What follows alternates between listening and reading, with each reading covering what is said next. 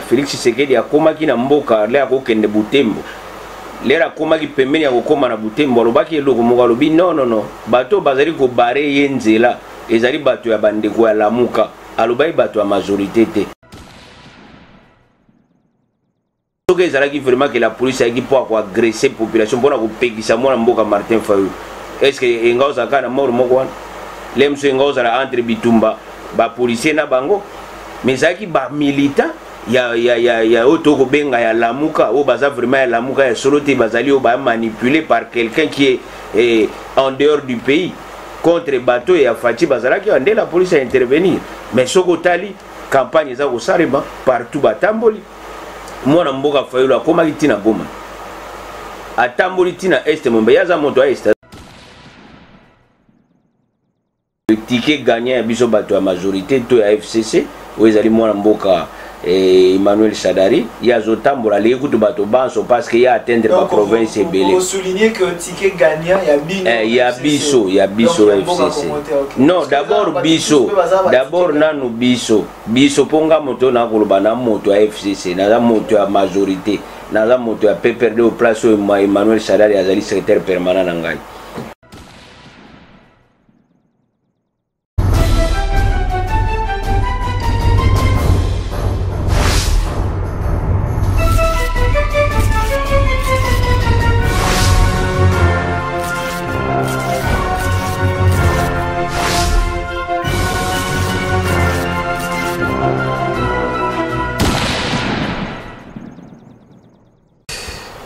Très chers téléspectateurs, les amis de la RDC, votre émission commence Les Congo d'abord.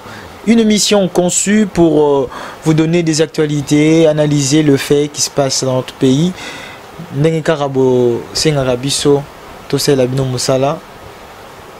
recevons des cadres, nous recevons des gens qui peuvent contribuer à l'évolution de notre pays. Parce qu'au-delà de tout, nous n'avons qu'un seul pays. C'est le Congo. Voilà pourquoi en avant-plan, Tozo privilégié Congo Kaka, Mboka Nabiso, avec des idées, parce que Mboka Nabiso et Kotonga Makaka Namakanisi. Ce n'est pas en ayant des avis divergents que nous allons construire notre pays, mais Namakanisi, Nabomoko, alors aujourd'hui, nous avons le réel plaisir de recevoir sur ces plateaux Monsieur Jean-Paul Lesambo. Lui, il est cadre du PPRD, membre du FCC et il est aussi expert en questions juridiques. Il est ici sur ce plateau. Je vais vous présenter. Bonjour, Monsieur Jean-Paul. Bonjour Jean-Cy, comment vous allez? Très bien, par la grâce de Dieu. Et vous? Oui, ça va. Tozo Betama Solo Lelo. J'aimerais que l'émission soit un peu bilingue pour que tout le monde arrive quand même à comprendre objectif to contour y a émission. Toko Betama Solo et Amboka, on va parler des élections à 5 jours des élections. Qu'est-ce qui est prévu, qu'est-ce qui sera fait. Nous allons analyser tout ce qui se passe, bon, les enjeux de l'heure de Tolobaka, question Oyo et Zali d'actualité. Et puis on va aussi projeter sur l'avenir de la RDC, lobby Amboka Nabiso et Kozala Nengenini. Et ensuite, on aura de pistes de solutions, votre rubrique qui conclut, n'est-ce pas, cette émission. Alors, sans plus tarder, Tokotuna Mutuna na Monamboka Jean-Paul Lesambo. Pendant la campagne électorale, qu'est-ce que vous pouvez dire Nandenge déroulement et Zosalama? Est-ce que, selon vous, déroulement et Zosalama, la moto, il y a encore des zones qu'il faut rectifier? Bon, il y a liboso na remercier na bino na ndenge boye ko kutana na ngai pona ko sala émission na bino pona ko éclairer moké population ya Congo na ya Kinshasa parce que je suis à Kinshasa et puis bao bazali banda pour que permettre biso toyeba malamu makambo nini za koleka na mboka mais makambo na motuno otwina makambo etali élection na bandi ete ezane loko moko to na mokile ko ko sala mais elle a toujours parfait ezate. Donc une chose est que tobandi campagne, tobandaki campagne, tozape na période ya campagne, je crois que dans quelques jours la campagne va ekosuka. Dans 5 jours, campagne ekosuka, mais jusque là, sur tolobi sur 100%, il y a tant autosali, il y a au moins 95% où ils ont ça la mamalamu, c'est-à-dire on est dans le bon. Le 5% peut-être moi ba quoi qui a mikio bibisika bato bazali moi ba proma miki zanga kate mais soko tali au mona ke bato ba so bazo sala campagne na bango na bo balingo sala ba campagne présidentielle kana Kinshasa bazali na pe ba ko tambola libanda na ba osala na Facebook ou na WhatsApp to na nini bazali pe donc jusque là campagne zo sala malamu. Est-ce que ndenge tu le baba msusu balingi ko sala ka campagne na Kinshasa? Vous connaissez des candidats qui ne battent campagne que na ville province à Kinshasa? Bon, surtout lundi, madame, sur le 21 candidat président de la République, ils ont bien mis ça au Bagotambola. Na misa to anezali le ticket gagnant biso bato a majorité to ya FCC où ils allaient mwana mboka Emmanuel Sadari, il y a zotambola les écoute bato banso parce qu'il y a atteindre la province et belé. Vous soulignez que ticket gagnant il y a biso FCC.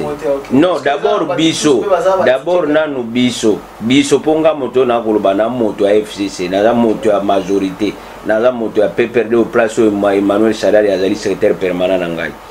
Et sur le total au monde était que moi mboka Félix Tshisekedi azali ya UDPS azosala pe campagne na bandi lelo soki na makanisi malamu tope ba service ange pesinga ba information malamu azana ba Kongo to akokoma na ba Kongo lelo otali mwana mboka Fayulu azape na bandu donc soko tali bato basato wana to ba candidat basato wana ba kosala campagne mais so tali pe mususu to mona baona Kinshasa ba mususu pe na net mususu pe na eloko songolo mais ko tambola to moni angote yango na lobiki ezana ba candidat président de la République ba suki na Kinshasa ba battre kaka ba na bandi circonscription électorale na bango lieza la Congo ezaba Kinshasa mais tandis que ba omisa to wana nde circonscription électorale na bango ezamboka mobimba. Merci beaucoup monsieur Jean-Paul Le Sambo na ba dia nos ali ça. Mais moi je voudrais vous poser encore une autre question, bino à ta majorité présidentielle. On vous accuse yako barrer route. Pas ya bandeko monsieur se faut abattre les campagnes, notamment je cite Martin Fayulu, je cite Félix Tshisekedi oyo ça na ba place mususu bazo komate parce que ceux qui bani ba organiser meeting to ba organiser ba présenter ba programme na bango pendant le moment de la campagne électorale. Il s'est fait que il y a eu des coups de balle, gaz lacrymogène et sobetama. Est-ce que yo en tant que cadre que ton membre ya FCC ils ont arrangé yo to les alliés montage bazo lukaba basali karimage? Bon, il y a les bossos sengeli na bato baye ba eloko moko eza kwa bitumba te eza kwa bato bazali ko kende ko sala mo mekano na tango eza mo mekano ezali ko sala mababi eloko moko. En politique tous les coups sont permis. Tant babi tous les coups sont permis, c'est-à-dire on peut monter n'importe quoi pour que tu quoi adversaire na biso. Mais ce qu'on a dit na banzela ya singa, to na nzela ya télévision, comment on a été l'air moi mboka Félix Tshisekedi akoma ki na mboka l'air ko kende Butembo. L'air akoma ki pembeni ya kokoma na Butembo, lobaki eloko moko lobi non, bato bazali ko bare yenzela, ezali bato ya bandeko ya lamuka, alobai bato ya majorité te. Et puis ce qu'on a na Lubumbashi pe bato babundaki bitumbezaki bato a majorité te yo so moni balakisi yango na net balakisi bino to na bilili na nzela na télévision to ni balakisi place oyo bato ya majorité baza ko bundisa bato. La police est congolaise. La police n'est pas une police de la majorité, c'est ce que les gens oublient. La police a fait quoi? L'opposition ne peut pas donner des injonctions à... Le problème est zanini. Notre police est neutre. Police na biso ezana pona ko sécuriser bato banso. Tango ba moni ke ba komi na Lubumbashi entre bato bazali ya Lamuka na bato ya Fachi ba komi na nungu. La police faratika bato bakufa. Boso la police a intervenir kité. Mbebo abuka na Lubumbashi bato bakufa ebele. Soko landi bandeko na biso ba belge na parlement belge ba binini. Heureusement que cette fois-ci, il y a eu qu'un seul mort. wana bangonde babi heureusement cette fois-ci il y a eu qu'un seul mort ce que ezalaki vraiment que la police a pour agresser population mpona kopekisa mwana mboka Martin Fayulu est-ce que enga ozalaka na mort moko wana lemso enga ozala entre bitumba bapolisier na bango mais ezalaki bamilitant ya oyo tokobenga ya lamuka oyo baza vraiment ya lamuka ya solo te bazali oyo bamanipulé par quelqu'un qui est en dehors du pays contre bateau ya Fachi bazalaki nde la police a intervenir mais soki otali campagne eza kosalema partout batamboli mwana mboka Fayulu akomaki ntina Goma atamboli ntina este mombe yaza moto a este aza moto a este azo continuer ko réclamer que programme na ye ezozala comment tenu jusqu'au bout ceux qui azaki na posa kosala 1 heure du temps okoma wana mutu fue salama na passage na ye wana eza lokuta parce que moto tozwa lokwa kaya ndeko na biso Emmanuel Shadari ake na bandunda akomaki ka esika moko akokoma mai ndombe soki nzambe asalile mosu lelo est-ce que na kwangu na tous les deux provinces kwangu na kuila akomaki koto wana nyonso akomaki na moko après abimi ake place mosusu est-ce que tokoloba ke ye pe baempêchaki ye que tous les coups sont permis. Mais oui, il y a un lobby. On peut comprendre que même moi menace Mickey wana eza permis. Na lobby ango na sens nini? Na sens que lelo bato ebele bakomi ko utiliser nzela ya net, nzela ya singa, nzela ya radio to ya itandoeke pona koloba nini que tala majorité azo sala bo tala majorité lobby bo peut permettre nini ba désolidariser biso na peuple biso tozaki na bango pendant au moins 2 mandats. Vous avez na peuple là qui sima ya l'autre camp. Quel camp? Parce qu'il y avait qu'un seul élu au peuple à Ponagi. Yo monaki bataki ba président bazaki mibale. Président azaki be moko Joseph Kabila te. Non. Bazaki combien de présidents? Tout le monde qui de l'autre côté le président de la République a presté à ça qui a comment a prêté serment. Tout le monde dit de l'autre côté mon mboka le feu président Etienne Tshisekedi où il a prêté serment l'icolo la Bible. Donc on avait eu 2 présidents dans pays moko. Mais yo le balanga que le peuple a na sima ya président moko. Vous voyez pas que côté on a moi et moi mboka jansi ko tango loyibo na sine pesinga ko seka melokwa na respect na botosi na population moyenne seka makazi te. Joseph Kabila prêta serment devant la Cour suprême de justice au mibeko ya Congo et tindi ezala ndengwana puis après ta kiamo bisika au institution à l'été ezali moto azali président ko prêta on akata ndako na liboso bana bakoko mwasi na ye soni eloko bobengaka population engolobani soko zwi bamilitaire ya parti na obengi bao population bamilitaire ya parti no ba population kaka te population ezali la population en général c'est-à-dire bainstitution établie du pays nde basengeli kotombola bokonzi ya moto. Joseph Kabila prêta serment devant le juge devant ba magistrat ya Cour suprême de justice na ntango wana yango moto ezali kosala office ya Cour constitutionnelle nde epesaki endingisa ya kokoma mokonzi na mboka oyo mais Félix Tshisekedi bana bapesaki endingisa Félix kutwangana te papa na biso pe à son âme mais tant azwaki Bible a prêté serment ezalaki mpona kolakisa bato ke biblia nde eza bosembo ntango bandeko ezalaki respecté te so ndeko mpe jansi so otai na buku ya Romain ya baroma okoka babi tout pouvoir vient de Dieu.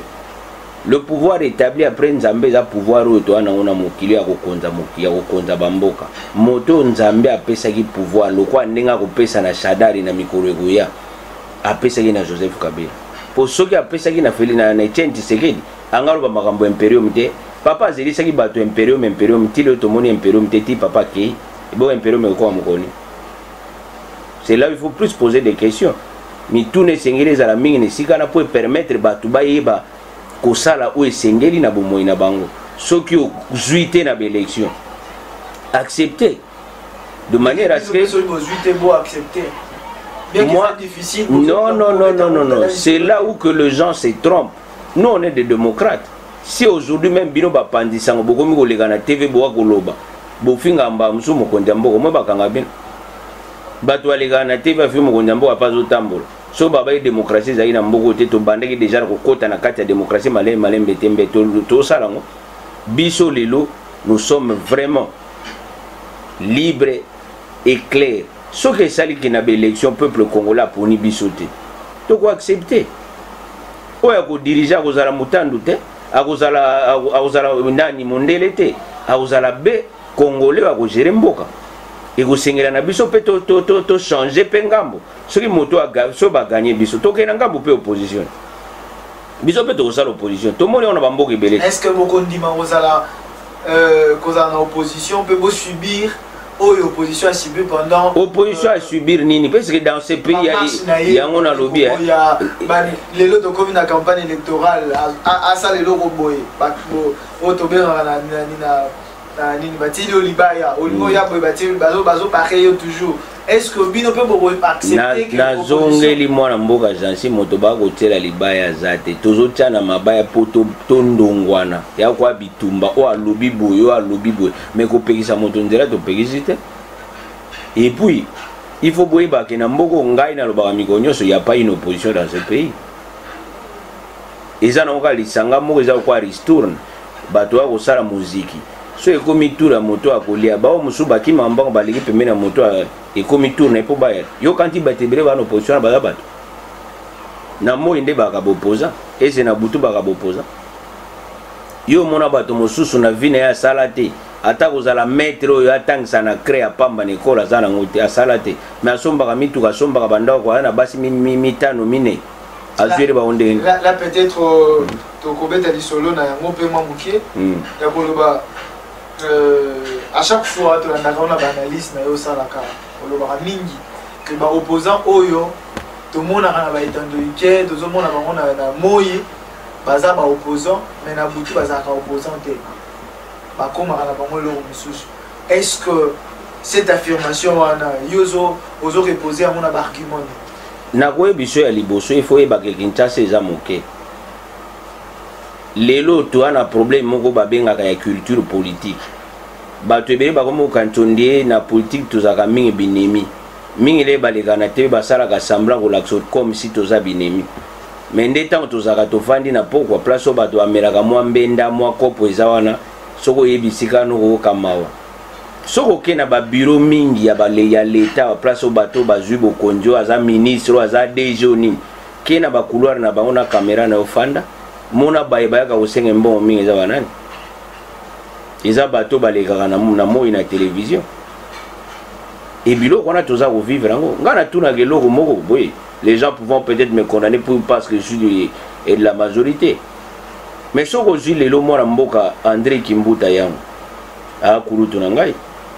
mais soki lelo André Kimbuta ya gouverneur à part biso po biso ozalaka na biso na majorité te na assemblée provinciale mais bato basalaki babundi bitumba na ndenge ya se makasi po André Kimbuta pas azala que gouverneur yo kantaka eza baopposa eza bato ya majorité asalaki oyo esengelaki ameka conscientiser bato ya ye mais la majorité au parlement c'était à l'assemblée provinciale c'était plus l'opposition.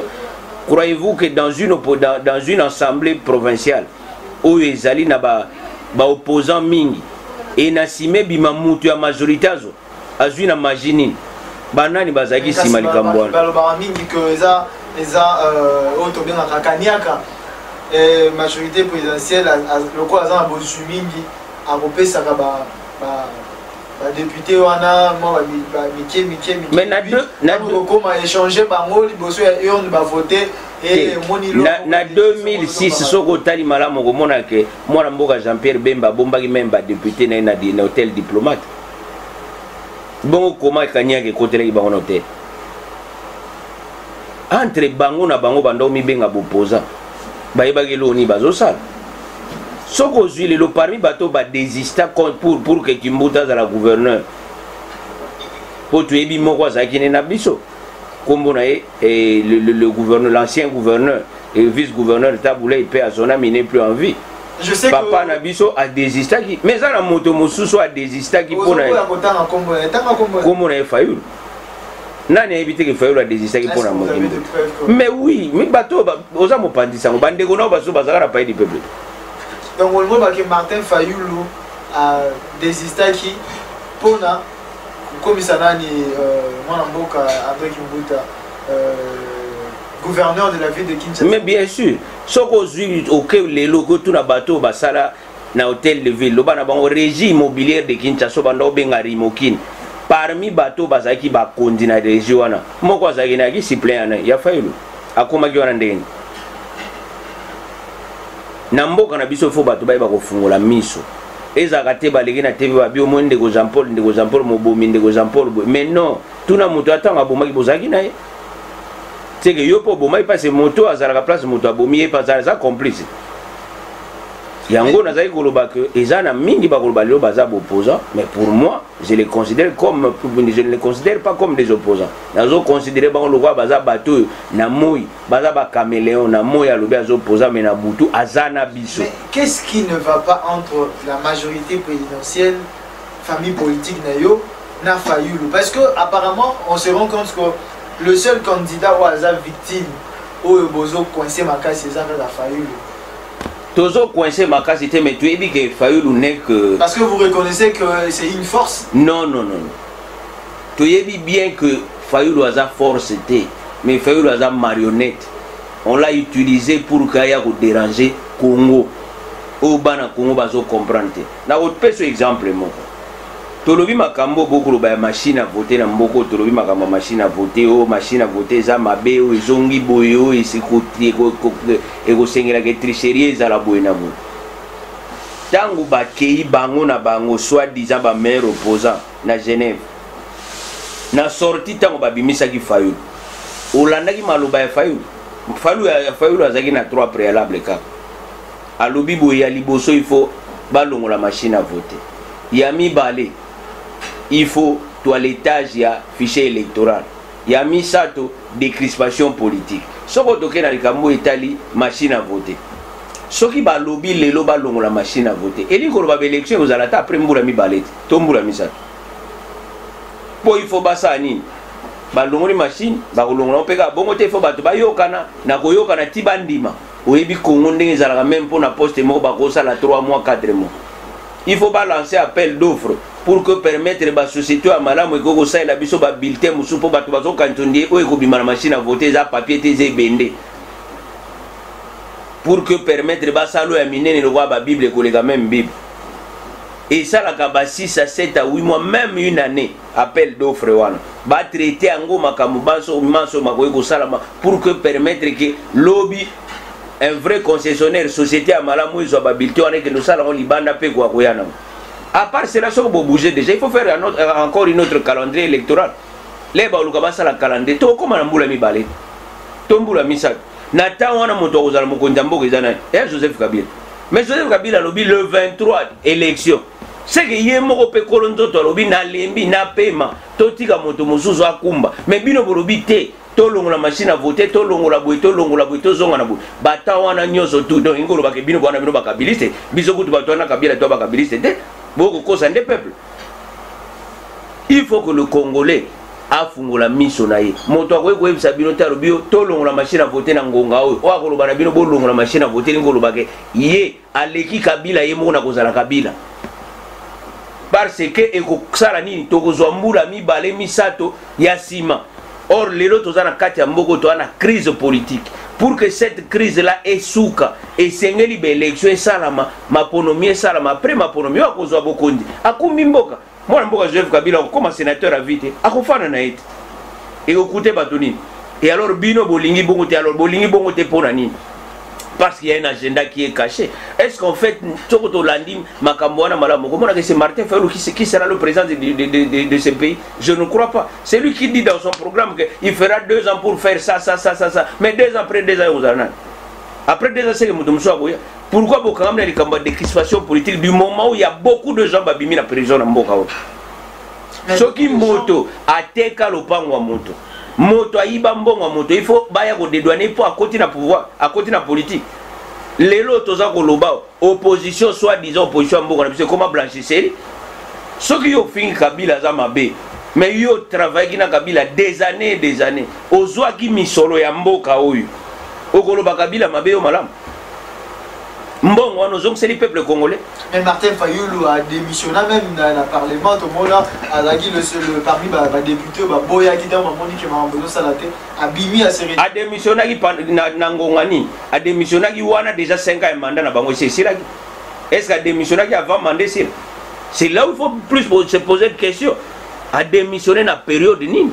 Mais quand on Monique mandat na ici et que l'élection théâtre papa nangai il faut balobi bo négociancy toza na devoir ya kotosa mobeko na mboka oyo balobi mibeko na biso elobi boy députés nationaux députés provinciaux sénateurs président de la république po alongwa ne bonga esengeli te maponomie salama po oyo bazali libanda bakoto oyo bazana kati babima. On n'a jamais prévu un vide juridique dans ce pays. Même mokonzi mboka pour que alongwa na bokonzi ça na ba préalable ça na ba condition. Pour vide juridique et cause ate ba lobo to longoli moto songola zaina ndaku na yo sai logo te comme président de la république ezate na mibeko na biso. Donc mon beko na biso lobi po moto alongwe sika wana il faut maponomie sana yo soko longwe na yote moto okangwa zana soko longwe suppléant na komi na place na yo c'est ce que la loi dit au changer biso logo mote. Chers téléspectateurs tozo ko bana émission na biso tozo ka ndengeni ni monsieur Jean-Paul Malamboka Jean-Paul Lesambo azako komaniola tozo ko kubisa politique ya famille politique naie, to stratégie à famille politique naie, au bas pour ça makambo, on a déstabiliser quand adverse, on a zone na roba monter, bazo sala tellement bazan batamaye les mingi, bazo utiliser un mot pour na déstabiliser ba justement nga tangi makambo ya Martin Fayoulou, mais de l'autre camp, c'est comme si aux autres tika ba mwa mingi. L'autre camp on est à Kanine. Le poids lourd na minute oyo le peuple congolais a zobenga et le soldat du peuple les armes Martin Fayoulou. Bonzo babi est soldat du peuple na bitumbo IDP za seba mbula na mbula ba obenga Fatinan. Toujours comme l'émission na biso, ça c'est l'ambiance de votre émission Congo d'abord. Moi en Boka Jean-Paul Lessam, vous avez dit que Chadar a la président parce que il n'y a pas match. On doit caler à sa tête pour bien organisé, bien entouré. Aujourd'hui, comme il sera à Binomoko, au moment où ce ne sont pas les politiques seulement qui vont voter, mais ça peuple autosombé dans les bases pour voter. Bozo Luka, on a pouvoir, on a continuité. Au moins, on a Félix Tshisekedi Dialobi. Tant que Bozo Luka continuité, Bozo c'est la bande des campagnes. Côté affiche partout. Namboka oyo soko tambolo ko sala 3 mètres de au monde affiche ya mwana mboka Ramaza Emmanuel Chaya. Soko tamboli na ba boulevard, ba panneau minene nyonso occupé par le candidat du FCC. Est-ce que vous avez un bilan ni vous représentez un peuple congolais? Mwana mboka jansi na oyebisa yo boye. Tant oyo toza wa biso tokoki kosala bilan na biso te, c'est le peuple congolais qui va faire le bilan à notre place. Pour yende moto aki ko observer biso yende moto aki ko tala biso. Maintenant oui biso lorsqu'on parle de la continuité que Shadari Azali candidat à continuité, ça veut dire quoi? Croyez-vous que Kabila, le président Kabila, qui est notre autorité morale, allait tout faire au Congo en un jour ou dans 12 ans du moment où le Congo c'est un pays continent? Non. Lelo soki tokomi kolo même ngai na vandiao. J'ai été toujours pour l'alternance. Pourquoi nazalaka plus pour ngambo wana? Eza pona kolakisa te moto ye mo akwe kosala makambo manso te. Esengeli na moto soko aye asali mwa pont. Soka bosana ki minda o akozwa pouvoir na sima akotia minda. Soka bosana ki pelouse o akozwa sima moto a minda akotia pelouse. Mboke kendaka ndengwa la continuité et ça même na principe babi la continuité des affaires de l'État. Et Nikolo Bateke Kabila seul pouvait tout faire. C'est-à-dire lelo oyo Kabila sali et souki.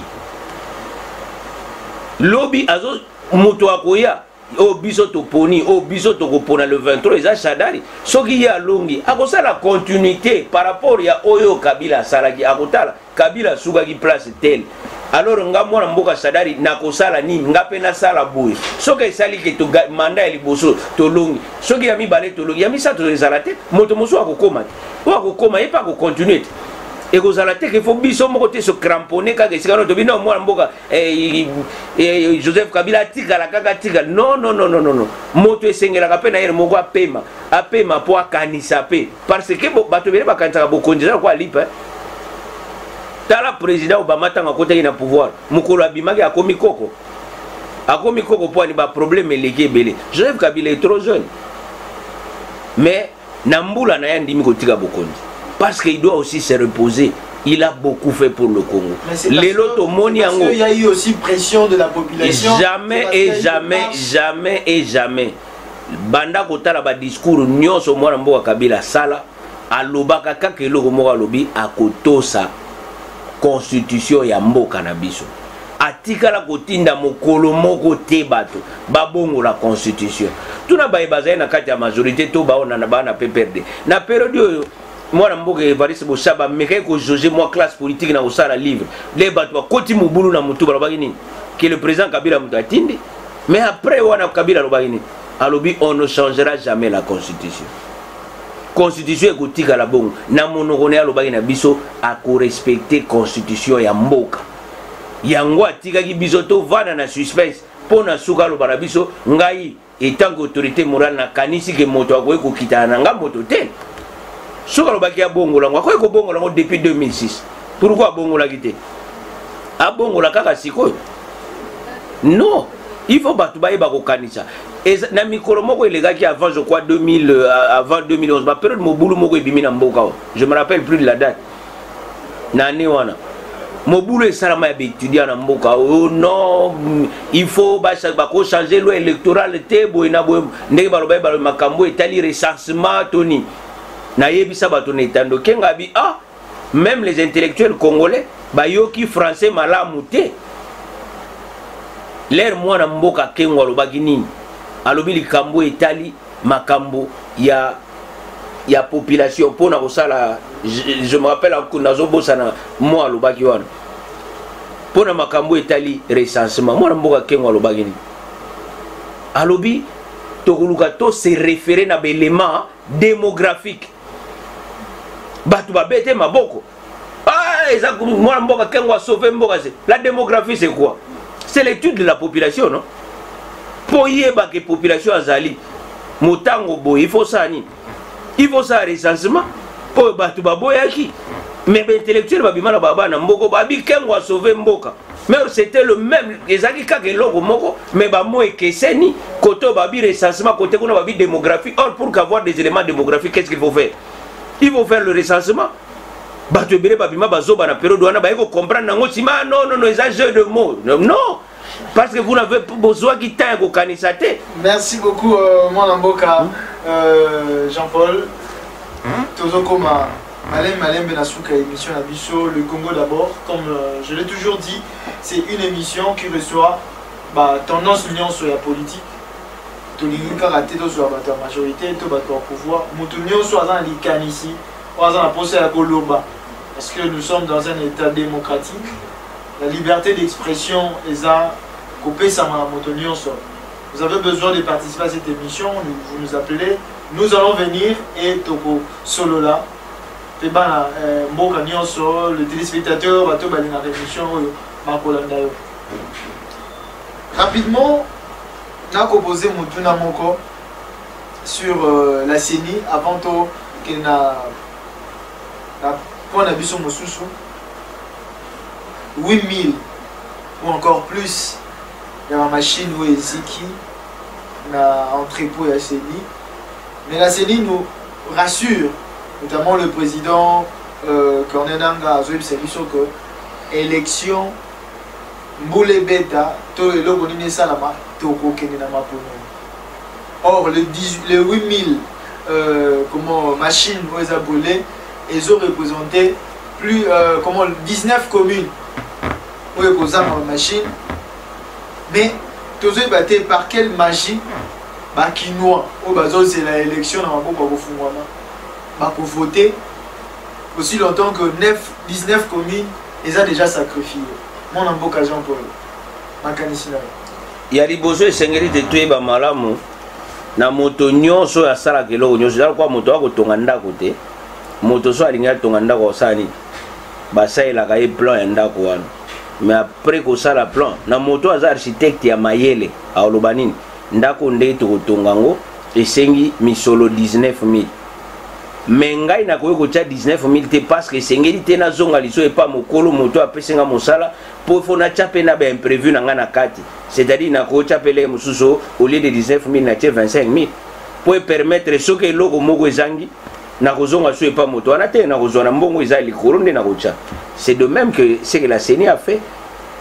Ne croyez pas que si o ezalaki kaka ba machine au bolobi wana ngonde kaka muteza ba machine. Non. Ezalaki na ba machine ya réserve. Soko landi mwana mboka kona nanga lobaki ko bien na télévision lobi. Ba tourner motuna babi au cas où machine baby. Beaucoup ça la bonne. Alobi il y a d'autres machines de réserve. Ba kolobate que entrepôt ezalaka moko babi entrepôt général ou entrepôt principal. So babi entrepôt principal ça veut dire il y a d'autres entrepôts où ezali. Où ezo sengela te en cas il y a problème. Bakozwa matériel quelque part pe bagotia. Mais la machine ezika qui wana après incendie ba moni ata ba carcasse ya machine te ba moni ata insigne et loko mozo la santé que ba machine ezika qui a. Moi na mboka Jansi, je vais vous dire une chose, moi na Congo to comment se substituer air moko pe na cadre le quoi ba enquêteur, le quoi ba agent de sécurité tant les longs de tout les enquêtes se font. Motonio so ko accéder na quantité. Motonio so ko accéder na ninité. Yo kanti na butu ministre intérieur à la mukapo ya kota la place wana. Il y avait d'autres opposants qui étaient venus là-bas. Balobe la vérité. Pourquoi ba la vérité te que ba moneke mu moto ezopé. Ba moneke machine ezozik. Bo mutu kata mutu geziki ba moni mutuga. Bo machine ba mona tende. C'est là où maintenant que nazolo babi na Congo to sengeli ya koyeba koloba bosolo. Élection le 23 ezali. To ki mate bo o banga ba attaquer na Beni. O FARDC a telemeli ba saya wana. Bo koloba pe za Kinshasa. Ba attaquer pe kuna na Beni. Na Beni bo lobite point. Po FARDC alongi il faut bato bala muka. Congo eza biso banso, pe Congo eza biso ba congolais. Et sengeli tous à la manipuler par les occidentaux ou par les impérialistes. Pour la disponibilité malgré multiples occupations, andimiko pesa biso ton pour la pesa makanisi. En tout cas, un grand merci à vous.